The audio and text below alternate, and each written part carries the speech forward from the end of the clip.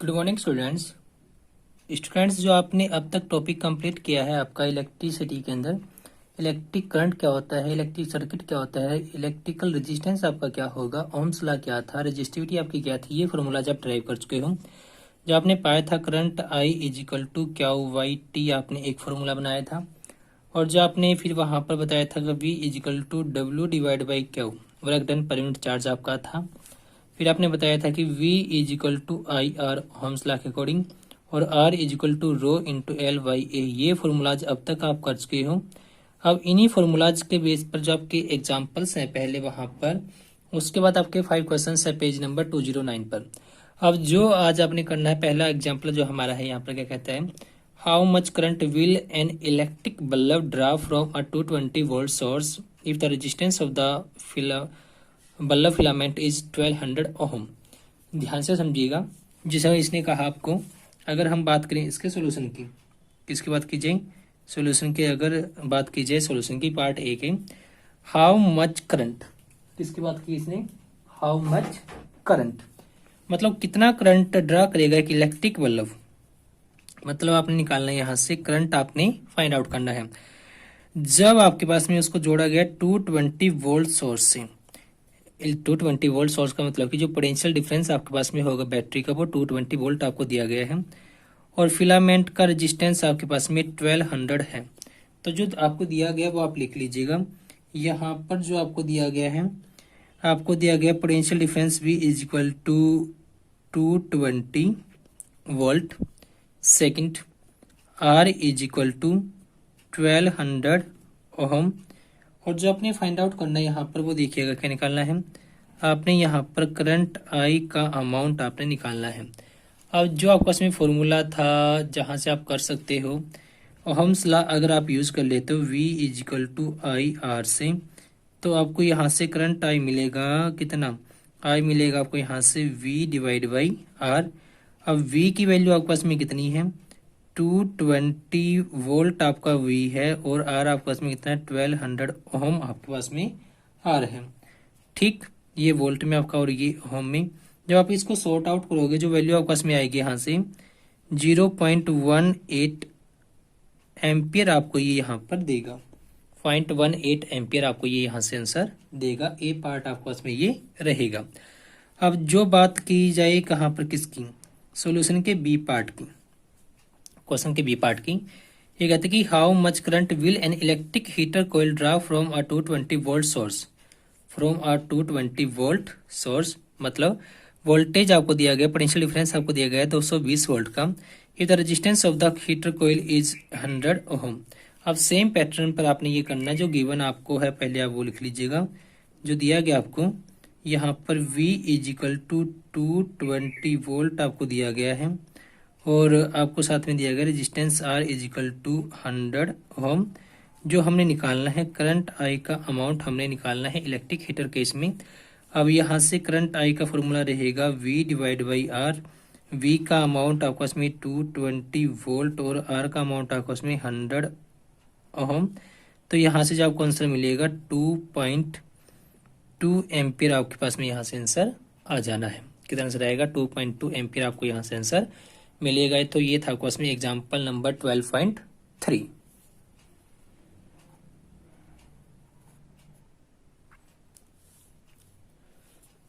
अब जो next example है हमारा 12.4, फोर्थ एग्जाम्पल, ये क्या कहता है यहाँ पर, the potential difference between the terminals of N electric heater is 60 volt. कितना है, 60 वोल्ट। पोटेंशियल डिफरेंस की वैल्यू है 60 volt. When it draws a current of 4 ampere, जब करंट ये 4 एम्पियर का ड्रा करता है तब उसके एंड्स में पोटेंशियल डिफरेंस है 60 वोल्ट का। From the source what current will the heater draw if the potential difference is increase to 120 volt. देखिए जो आपको कहा गया यहाँ पर जो गिवन है पहले आप उनको लिख लीजिएगा। बात करते हैं इसके सॉल्यूशन की। जो आपको गिवन है वो आप लिखिएगा एक बार। आपको यहाँ पर पोटेंशियल डिफरेंस भी दिया गया 60 वोल्ट, करंट आई आपको दिया गया 4 एम्पियर। ठीक, अब जो नेक्स्ट स्टेप में आपको बताया गया है, जो पोटेंशियल डिफरेंस आपका है ये कर दिया गया 120 वोल्ट। कितना कर दिया गया, 120 वोल्ट उसे कर दिया गया है। ठीक, अब जो आपके पास में यहाँ पर करंट को 120 वोल्ट और पोटेंशियल डिफरेंस 120 वोल्ट कर दिया गया है। अब इस केस में करंट आई कितना ये ड्रा करेगा आपने ये बताना है। देखिए एक सिंपल सा कॉन्सेप्ट आप यहाँ पर रखिएगा। जो इलेक्ट्रिकल हीटर का आपके पास में क्या रहेगा, रेजिस्टेंस आर होगा। जो रेजिस्टेंस इसका आर होगा वो कांस्टेंट रहेगा दोनों केसेज में, ठीक। और यहाँ पर आर की वैल्यू ओहम्स लॉ के अकॉर्डिंग कितनी रहेगी आपके पास में, आपका था ohm's law V is equal to I R से अगर मैं आर देखूं तो V डिवाइड बाई आई मुझे यहाँ पर मिलेगा। जहाँ पर V का अमाउंट है 60 वोल्ट और I का अमाउंट है 4 एम्पियर, तो R मुझे मिल जाएगा 15 ओहम का। कितना होगा, 15 ओहम आपको यहाँ से R मिल जाएगा। रेजिस्टेंस अगर आपको मिल गया तो रेजिस्टेंस R ये यहाँ पर भी 15 ओम रहेगा सेकंड केस में भी, ठीक। यहाँ से आपको क्या मिलेगा, करंट I अगर ओहम्स लॉ को ये आप यूज करते हो, V डिवाइड बाई आर आपका होगा। V का अमाउंट आपके पास में है 120 वोल्ट और R का अमाउंट है 15 ओहम। जब सॉर्ट आउट आप इसको करोगे तो आपके पास में जो रिजल्ट आएगा 8 एम्पियर आपके पास में आंसर यहाँ से आ जाएगा। क्लियर। आपने यहाँ पर देखिए ये मत कर देना कि अगर यहाँ पर 60 वोल्ट ये पोटेंशियल डिफरेंस था तो 4 एम्पियर था, यहाँ पर 120 हुआ तो इसका डबल हो जाएगा, ऐसा नहीं, क्योंकि 120 आपका 60 का डबल है तो 4 का डबल 8 आपका होगा। ये आप वहाँ पर मत लगाइएगा कॉन्सेप्ट। आप पहले बेसिक से रेजिस्टेंस कैलकुलेट कीजिएगा, रेजिस्टेंस कैलकुलेट करने के बाद आप निकालिएगा आगे। क्लियर। तो ये था आपको इसमें एग्जाम्पल नंबर 12.4।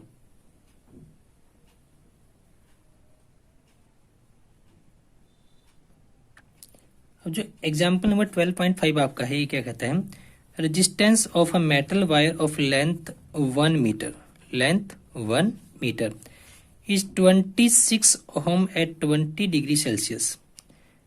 इस लाइन को समझिएगा।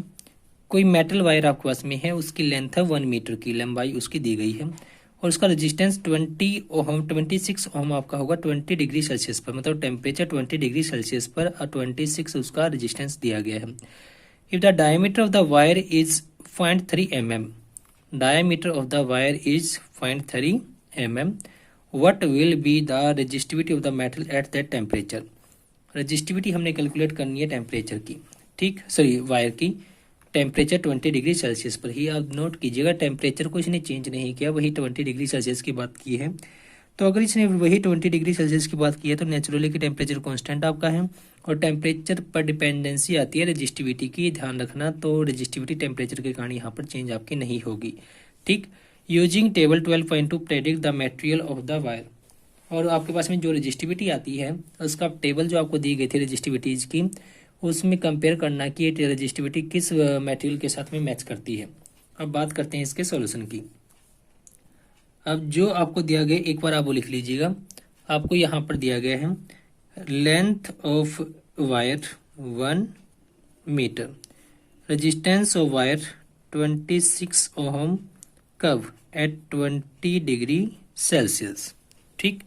और साथ में क्या दिया गया आपको, diameter D is equal to 0.3 mm आपको दिया गया है, या फिर लिखिएगा 0.3 इंटू 10⁻³ मीटर आपके पास में ये बन जाएगा, ठीक। अब हमने निकालनी है रजिस्टिविटी। क्या निकालनी है, रजिस्टिविटी। फॉर्मूला आर का मेरा था R equal to rho into L/A formula था। यहाँ से अगर मैं देखूँ जो मेरे पास में फॉर्मूला था R is equal to rho into L/A से अगर मैं देखूँ तो मुझे मिलेगा यहाँ से रजिस्टिविटी रो के लिए formula R into A divide by L।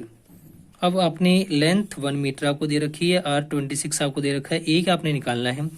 जहाँ पर आपके पास में A क्या है, जहाँ पर आपके पास में A है, यहाँ पर एरिया ऑफ क्रॉस सेक्शन, क्या है, एरिया ऑफ क्रॉस सेक्शन आपका ये दिया गया है।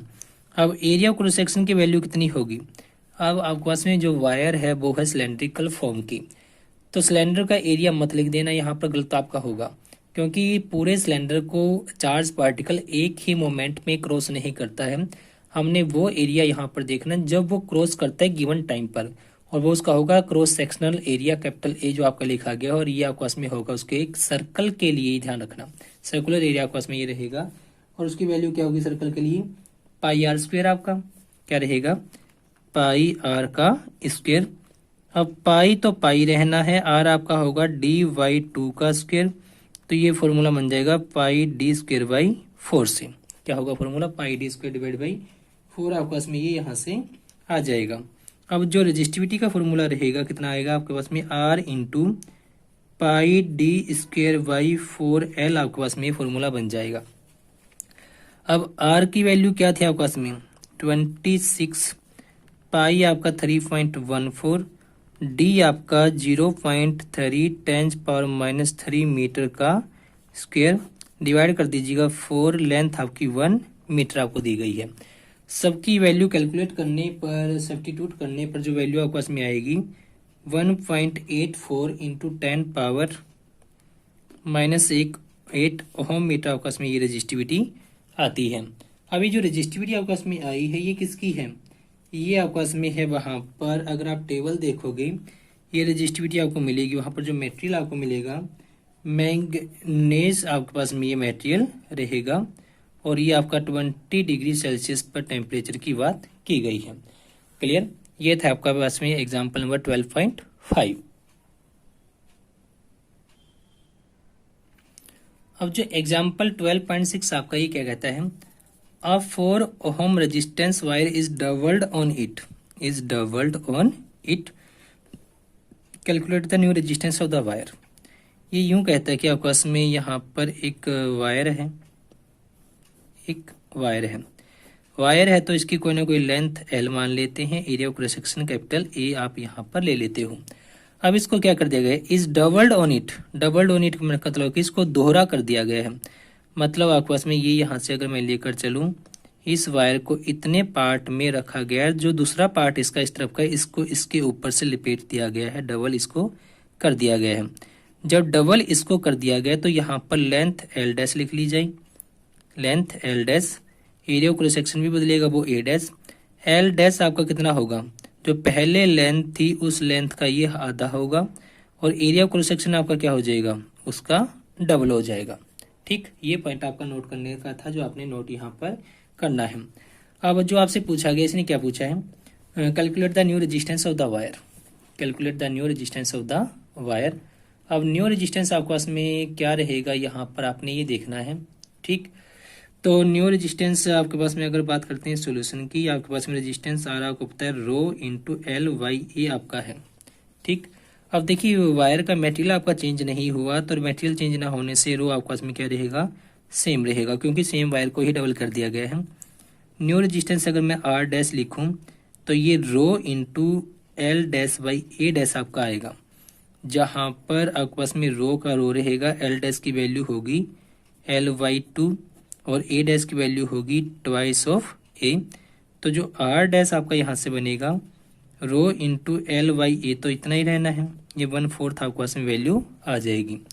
तो यहाँ से जो आपको मिलेगा R dash is equal to 1/4 of old resistance R, और R की वैल्यू आपको दी गई 4 ओम की, तो आपके पास में बनेगा 1/4 of 4 ohm R dash means to say new resistance R dash is equal to 1 ओम।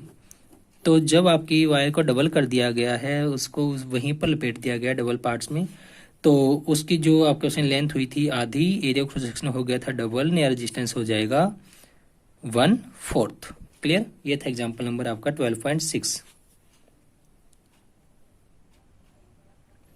अब जो पेज नंबर 209 पर आपकी NCERT बुक में क्वेश्चंस दिए गए हैं, 5 क्वेश्चंस वहां पर आपके दिए गए हैं, वो देखते हैं आपके क्या क्या हैं। जो फर्स्ट क्वेश्चन आपका ये कहता है on what factors does the resistance of a conductor depends.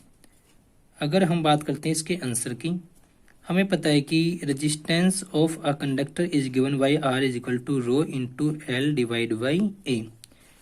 ठीक, ये फॉर्मूला हमने कैलकुलेट किया था जब आपने देखा था dependency of resistance on the factors of a conductor. अब जो आपके पास में यहाँ पर L है, L आप लिखिएगा क्या है? ये होगी length of conductor. Capital A क्या है आपके पास में? कैपिटल A आपका है area of cross section of given conductor. Clear? तो किन किन फैक्टर्स पे डिपेंड करती है? नंबर फर्स्ट फैक्टर हमारा क्या है? R is directly proportional with the length of given conductor. Second factor, R is inversely proportional with the area of cross section of the given conductor.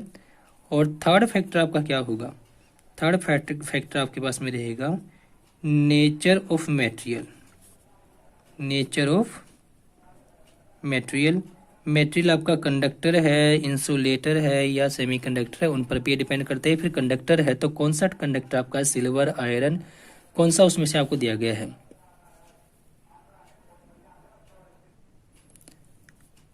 जो fourth factor आपका होगा ये क्या रहेगा? Temperature of the given conductor.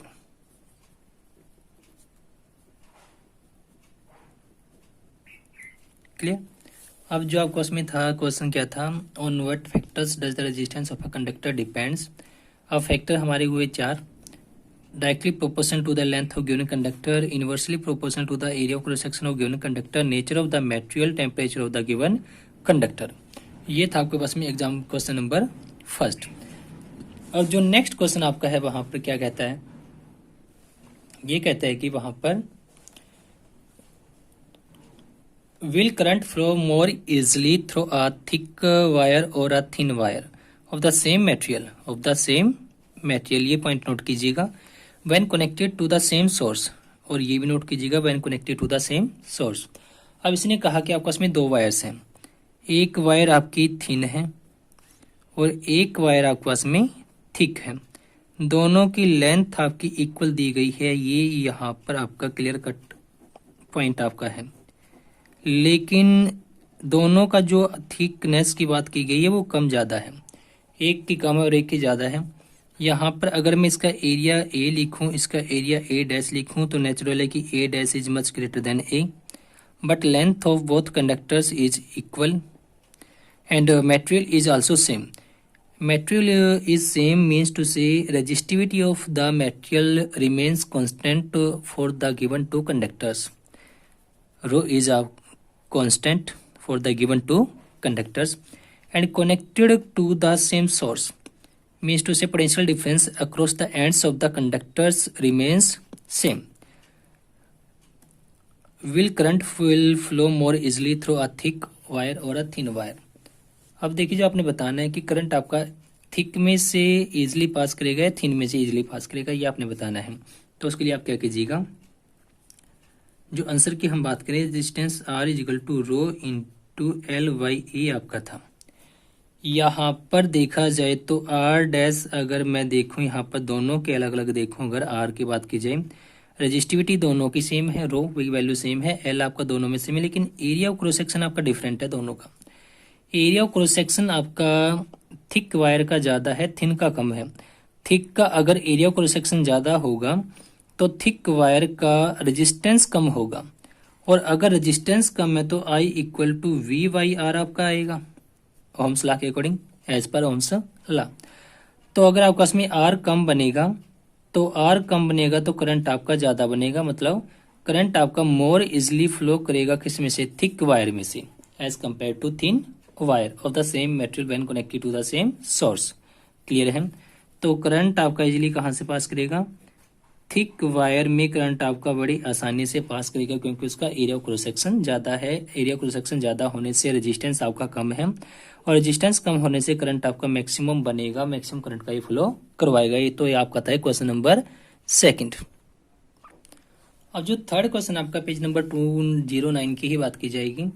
Let the resistance of an electrical component remains constant. किसकी बात की गई है, रेजिस्टेंस आपका कांस्टेंट बताया गया है इलेक्ट्रिकल कंपोनेंट का. कोई भी इलेक्ट्रिकल कंपोनेंट आपका है, इलेक्ट्रिक बल्ब है, हीटर, जो मर्जी आपका है. while the potential difference across the two ends of the component decreases to half of its formal power value. Resistance decrease हो जाता है कितना, हाफ से. ठीक. What change will occur in the current through it. देखिए बड़ा आसान question है, ओम्स लॉ का यूज आपने करना है. अगर हम बात करते हैं किसकी, क्वेश्चन के आंसर की, ये कहता है कि resistance of electrical component remains constant throughout while the potential difference across the two ends of the conductor decreases to half of its former value. तो पहले अगर मैं कहूँ कि रेजिस्टेंस आर था, पोटेंशियल डिफरेंस वी था, ठीक, और साथ में आपके पास में क्या बताया गया, यहाँ पर जो करंट बनेगा इसके कारण ओम्स लॉ के अकॉर्डिंग आपका वी वाई आर बनेगा। लेकिन इसने कहा कि फिर रेजिस्टेंस आर डैश आपका हो गया और वो पहले की तरह ही है आपका, मतलब वैल्यू दोनों की सेम है तो आपके पास में कांस्टेंट आ जाएगा। लेकिन इसने जो कहा वी डैश आपके पास में जो फॉर्मल वैल्यू है उसका हाफ है, आधा हो गया पोटेंशियल आपका, ठीक। तो इसने क्या पूछा अब आपसे, करंट जो नया करंट फ्लो होगा उसमें से आई डैश ये कितना होगा। ओम्स लॉ के according I dash is equal to V dash by R dash. Here V dash is equal to Vy2, but R dash remains equal to R because of the given constant value. So I dash is equal to half of Vyr. This implies I dash is equal to half of I. Clear? अगर आपको उसमें potential difference की value half कर दी गई है वहाँ पर resistance को कांस्टेंट रख के, तो करंट भी आपका क्या होगा, हाफ होगा। और ओम्स लॉ आपका यही था, पोटेंशियल डिफरेंस अगर आपका वेरी करेगा तो उसके साथ में करंट भी आपका वेरी करेगा। अब अगर हम बात करें क्वेश्चन नंबर 4 की, क्वेश्चन नंबर जो 4 आपका दिया गया यहाँ पर क्या कहता है, ये कहता है कि आपको why are coils of electric toaster and electric irons made of an alloys rather than a pure metal. जो आपके पास में टोस्टर है या फिर इलेक्ट्रिक आयरन्स आपका है,